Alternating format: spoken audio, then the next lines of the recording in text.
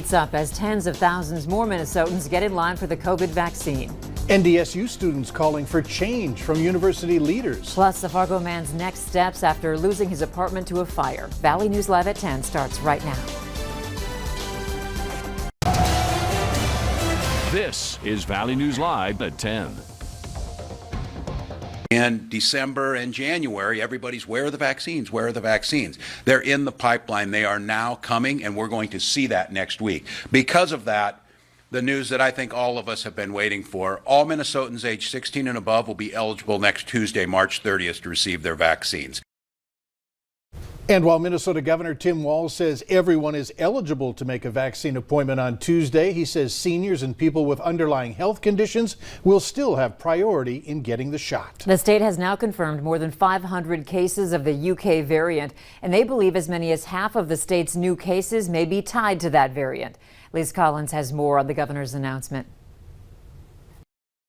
As you can see on the opening slide, we're here to end this pandemic. In his first day out of his 10-day COVID exposure quarantine, Governor Tim Walz delivered a message many Minnesotans have waited months to hear. We built this thing, as the saying goes, skating to where the puck was going to be. And the puck is coming next week in the form of a dramatic increase in the number of vaccines that the federal government is able to deliver. As vaccine supply is set to increase in April, state health leaders say now's the time for everyone to sign up. This does not mean you're necessarily going to get this next week. It means you're in line. Priority will still be given to those 65 and up in certain professions or people with underlying health conditions. If no one's in that lane, our providers will move to the next lane. If no one's in that lane, they will move to the next lane. In some cases, it will mean families can be vaccinated together. Health Commissioner Jan Malcolm wants people to feel confident in the vaccine, pointing to a 96% case drop in Minnesota's long-term care settings since all 2,000 facilities have been fully vaccinated. Hope is returning to these facilities after a very frightening and stressful year of coping with COVID-19. I got the shot. We caught Laura McCauley just back to her car after getting her first dose today. Her dad was one of the first to die from COVID last April in his nursing home, feeling relief that some protection is now possible. I'm hoping people get it done and life can get back to normal once again. The governor is planning a campaign in the coming weeks with hopes to change people's minds who are resistant to receiving the vaccine. All North Dakotans can sign up for appointments on Monday. For information on how and where you can get a COVID vaccine, use our VNL vaccine tracker. It's right on the home page of our website, or you can open your phone camera and point it at the QR code on your screen. 184 new cases of COVID today in Cass County. It's the first time more than 100 cases have been reported in the county since December. The number of COVID cases in Cass County has tripled over the last 4 weeks. Until this week, West Fargo Public Schools had not had to close any classrooms due to COVID spread. Tonight, district leaders are asking the entire community to continue with COVID mitigation strategies.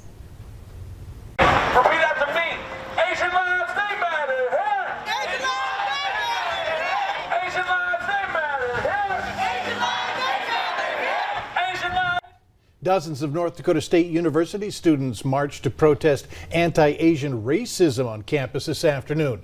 Student groups say that they're fighting for equality at NDSU by putting pressure on the administration. The Stop Asian Hate rally comes as demonstrators pick up across the country. In a Pew Research study published last July, 58% of Asian Americans polled felt anti-Asian racism had worsened since the beginning of the pandemic. 26% feared that someone might threaten or physically attack them. If you'd like to report a problem in your neighborhood, call our whistleblower hotline, 701-237-6576, and leave your tip. Our hotline is available 24 hours a day and 7 days a week. A North Fargo man had to find another place to stay tonight after fire destroyed his apartment this afternoon. Fire crews rushed to 505 28th Avenue near the Northport Hornbachers around 3. They knocked out the flames in a third-floor apartment, then used a ladder to rescue a neighbor who also lives on the third floor who was trapped by smoke. No one was hurt. The renter, whose apartment was engulfed in flames, tried to get inside at one point. When I opened my door, it was like, you think that you've seen black without no lights outside, but this was like beyond that. It was horrible. It was the blackest I've ever seen. And by me opening the door, swishing the door open, I believe that I got some of the soot in my face, and that's what threw me back. The Red Cross is helping that tenant with sleeping arrangements tonight. Most people living in the apartment complex were able to get back inside by 6 this evening after being away for about 3 hours. Fargo police say they have identified a person of interest in connection with the arson that took place earlier this week at the former Mid-America Steel building in downtown Fargo. Fire crews were out there for about 17 hours. There's still no word on a damage estimate. From Bismarck, North Dakota lawmakers have passed a bill allowing alcohol sales 4 hours earlier on Sundays. If North Dakota Governor Doug Burgum signs this bill, the change takes effect August 1st. It would allow alcohol sales 7 days a week beginning at 8 a.m. The Biden administration is taking immediate action after the president doubled his vaccination goal for his first 100 days. To get to the 200 million shots in arms goal, his coronavirus task force is creating more mass vaccination sites, among other strategies. This significant increase in supply means by the end of May, we will have enough vaccine for every adult in the U.S. To be clear, this is a direct result of all of our work with the vaccine manufacturers. As of today, 71% of individuals 65 and over have received at least one shot. And the number of COVID vaccines administered in the U.S. has hit a new daily record. 3.38 million vaccine doses were administered across the country. It is the fourth time the number of doses has jumped higher than 3 million on consecutive days. GlaxoSmithKline is seeking emergency authorization from the FDA for its COVID antibody therapy. The pharmaceutical companies say their treatment reduces the risk of hospitalization and death by 85% in early stages of treatment for coronavirus. The companies say an independent committee recommended an early end to the trial due to evidence of profound efficacy. GSK plans to seek authorization internationally. Businesses hit hard by the pandemic are about to get some help with recovery. The businesses in the hospitality industry can apply for their share of the more than $28 billion in relief. It's available through the Restaurant Revitalization Fund. $16 billion in grants will be available to venues closed during the pandemic through the Shuttered Venues Operators Grant. And there's a webinar on that through the U.S. Small Business Administration. And that's going to take place on March 30th from 1:30 to 3 p.m. our time. State leaders say it's important for small businesses to know what resources are available as we begin to return to normal. These are very complex processes and programs. So the team at Commerce can help navigate these programs on behalf of businesses. So if a business has a question, we encourage that business to contact the Department of Commerce via phone, email, you name it. The Shuttered Venues Operators Grant will begin accepting applications on April 8th. We have links to more information and requirements for those grants on our website. Just go there and click on this story. Members of Congress can use campaign funds to hire bodyguards. That's the decision from federal election regulators.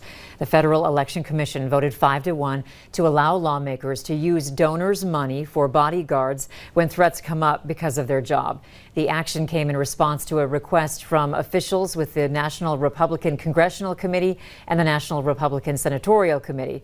It also falls in line with previous FEC actions that allow politicians to use campaign money to upgrade security at their homes.